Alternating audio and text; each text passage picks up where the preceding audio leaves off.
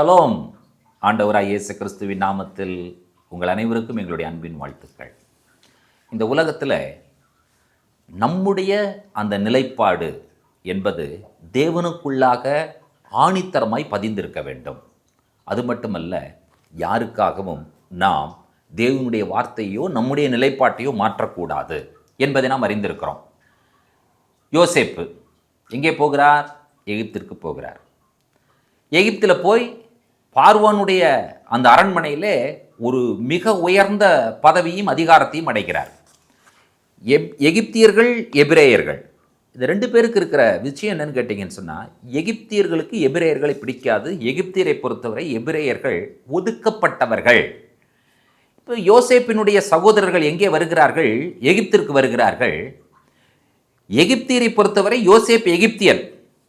யோசேப்பினுடைய சகோதரர்களை பொறுத்த வரைக்கும் கூட எகிப்திலே அவனை ஒரு எகிப்தியனாகத்தான் பார்த்தார்கள்.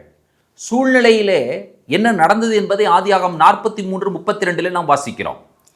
எகிப்தியர் எபிரேயரோட சாப்பிட மாட்டார்கள், அப்படி செய்வது எகிப்தியருக்கு அருவருப்பாய் இருக்கும். ஆகையால் அவனுக்கு தனிப்படவும் அவர்களுக்கு தனிப்படவும் அவனோடு சாப்பிடுகிற எகிப்தியருக்கு தனிப்படவும் வைத்தார்கள். புரிஞ்சுதா உங்களுக்கு?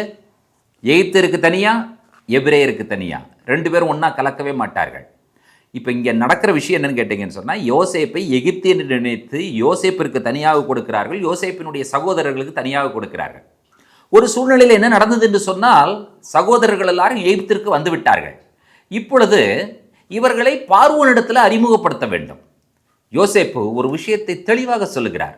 பார்வோனிடத்தில் நான் உங்களை அழைத்து கொண்டு போகும் பொழுது உங்களுடைய தொழில் என்ன என்று கேட்டால், நாங்கள் மெய்ப்பர்கள் என்று சொல்லுங்கள். அடுத்தது இன்னொரு விஷயத்தை சொல்கிறார் பார்த்தீங்களா?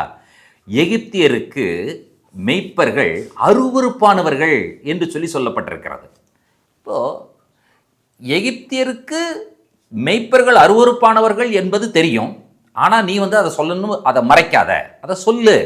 நமக்கு அது தேவையில்லை. நம்முடைய நிலைப்பாடு இதுதான். நான் இந்த ஸ்டாண்டில் தான் இருக்கேன், நான் இந்த ஸ்டாண்டர்டில் தான் இருக்கிறேன், நான் இன்னார் தான் என்பதை சொல்லிக் கொள்ளுவதற்கு இன்றைக்கு மக்களுக்கு துணிச்சல் இல்லை. யோசேப்பை பார்த்தீங்களா? தங்களுடைய சகோதரத்தை சொல்லிக் கொடுக்குறான், மெய்ப்பன் என்று சொல், அவர் அருவருப்பானவர்கள் தான், ஆனாலும் அதை பற்றி நாம் கவலைப்பட வேண்டும் என்கிற அவசியம் இல்லை. ஜனங்கள் என்ன நினைக்கிறார்கள் அது நமக்கு தேவையில்லை. நான் ரட்சிக்கப்பட்டவன், நான் கர்த்தருடைய பிள்ளை, என்னுடைய நிலைப்பாடு இதுதான், என்னுடைய stand. we have to set our standards. நம்முடைய நிலைப்பாடை நாம் உறுதி செய்ய வேண்டும்.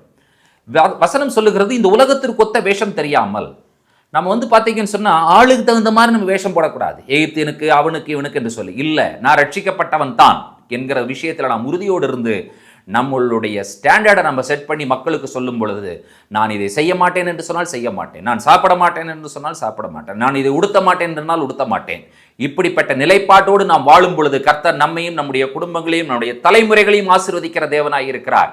Shall we set our standards? ஜெபிப்போம். கிருபையுள்ள பிதாவே, எகிப்தியர்களுக்கு எபிரேயர்கள் அருவருப்பானவர்கள் தான், ஆனாலும் யோசேப்பு தன்னுடைய சகோதரர்களிடத்தில் அதை கண்டிப்பாக சொல்லுங்கள், அதை மறைக்க வேண்டாம் என்று சொன்னாரே.